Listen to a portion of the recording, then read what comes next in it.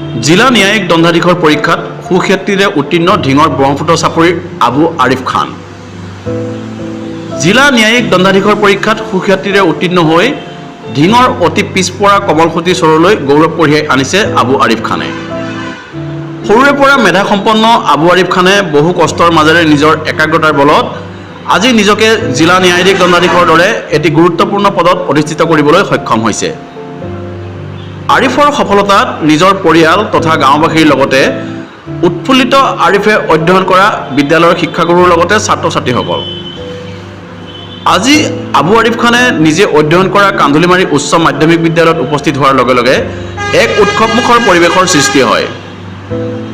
নিজকে পিছপৰা অঞ্চলৰ ছাত্ৰ ছাত্ৰী হিচাপে হীনমান্যতাত নুভুগিবলৈ আহ্বান জনাই নিজৰ লক্ষ্যত উপনীত হ'বলৈ অধ্যয়নৰত সকলো ছাত্ৰ ছাত্ৰীকে আহ্বান জনায় আবু আৰিফ খানে। News desk and 365। মই যথেষ্ট আনন্দিত হৈছোঁ। যোৱাকালি ৰিজাল্ট ঘোষণা কৰা হৈছে হাইকোৰ্টৰ গ্ৰেড 1 জুডিচিয়েল অফিচাৰ। ৰিজাল্টটো পাই বহুত আনন্দিত হৈছোঁ। বৰ্তমান দেখিবলৈ আপুনি এখন বিদ্যালয়, যিখন বিদ্যালয়ত আপুনি শিক্ষা লাভ কৰিছিলে, তাতে আহি উপস্থিত হৈছে। শিক্ষাগুৰুসকল বা ষ্টুডেণ্ট ছাত্ৰ ছাত্ৰীসকলক দেখা পাই পেলাই আপোনাৰ কেনেকুৱা অনুভৱ আৰু কি ক'ব এই ক্ষেত্ৰত? হয়, এই ক্ষেত্ৰত তেওঁলোকৰ যিটো সঁহাৰি আৰু তাৰ কাৰণে মই তেওঁলোকক অশেষ ধন্যবাদ দিছোঁ। বহুত মৰম দিছে, বহুত ভাল। অনাগত দিনত আপুনি এই সমাজৰ হকে বা এই ঠাইৰ হকে বা নিজৰ জিলাখন, নিজৰ গাঁওখন, নিজৰ ঘৰখন বা নিজৰ জাতিটোক কেনেধৰণে আপুনি আগুৱাই লৈ যাম বুলি ভাবিছে? হয় হয়, মই যোনটো উদ্দেশ্যত সফল হৈছোঁ সেইটো হ'ল ন্যায়ৰ লগত জড়িত। গতিকে মই সদায় সমাজৰ নিষ্পেষিত নিপীড়িত তেওঁলোকক জাষ্টিছ দিয়াৰ কাৰণে মই সদায় মোৰ সৰ্বোচ্চখিনি উজাৰি দিম। মই জাষ্টিছ, প্ৰপাৰ জাষ্টিছ কেনেকৈ দিব লাগে সেইটোৰ কাৰণে মই চেষ্টা কৰিম। যিহেতুকে আমি গম পাইছোঁ যে আপুনি একে অতিকৈ পিছপৰা অঞ্চল, চৰা অঞ্চলৰ পৰা আপুনি বিলং কৰিছে। ইয়াতে দেখা পোৱা গৈছে যথেষ্টখিনি ছাত্ৰ ছাত্ৰী। কি ক'ব তেওঁলোকক?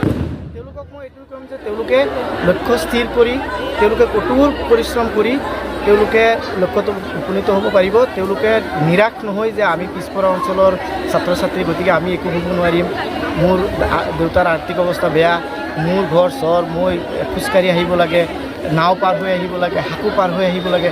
তেওঁলোকে যাতে সেইটো হীনমান্যতা মনত নানে, কাৰণ হীনমান্যতাই সাফল্যৰ এটা অন্তৰায় হৈ থিয় হয়। আজি আবু আৰিফ খানৰ নিচিনা ছাত্ৰ যদি ঘৰে ঘৰে থাকিলে, মই আৱেগিক হৈ গৈছোঁ। দুজন ছাত্ৰ, তেওঁ 2001ত মেট্ৰিক পাছ কৰিছে। যেতিয়া স্কুলত আহিছে, স্কুলটো ভেঞ্চাৰ 1983 চনত স্কুলটো হৈছে।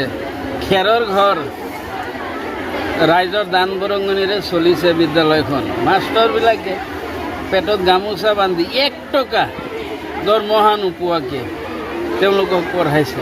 2001ত মেট্ৰিক পাছ কৰি গৈছে। তেওঁ ঘৰৰ পৰা আহিলে 3টা সুঁতি পাৰ হ'ব লাগে। এতিয়াতো আছে, তেতিয়াতো হাকো নাই।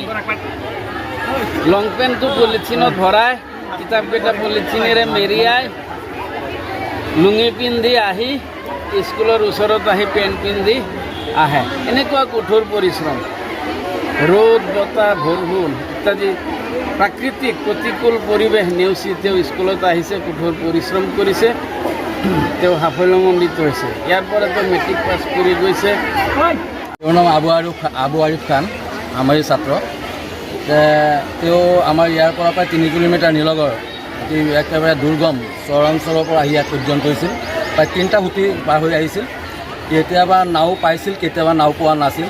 কেতিয়াবা স্কুলত অহাৰ কাৰণে নাৱৰ কাৰণে দেৰিও হৈ গৈছিল, আৰু যেতিয়া ঘৰত যায় নাও পোৱা নাই। কেতিয়াবা সন্ধিয়াৰ পিছত ৰাতিও ঘৰত পাইছিল। তেনেকৈ আজি আমি খুব বিদ্যালয়ৰ শিক্ষকসকলৰ লগতে ছাত্ৰ ছাত্ৰী চবেই এই অঞ্চলৰ সকলোৱে আমি গৌৰৱ অনুভৱ কৰিছোঁ, গৌৰৱান্বিত হৈছোঁ। গতিকে আমাৰ বিদ্যালয়ৰ ছাত্ৰ ছাত্ৰীয়ে এই অঞ্চলৰ অন্যান্য ছাত্ৰ ছাত্ৰীয়ে বহুত প্ৰেৰণা পাইছে। ভৱিষ্যতে আবু আৰিফ খান ছাত্ৰ অৱস্থাৰ পৰাই খুব নম্ৰ আৰু মেধাৱী আছিল, খুব অমায়িক আছিল ক্লাছত, আৰু শিক্ষাগুৰুসকলৰ প্ৰতিটো কথা সি খুব মনোযোগেৰে শুনিছিল।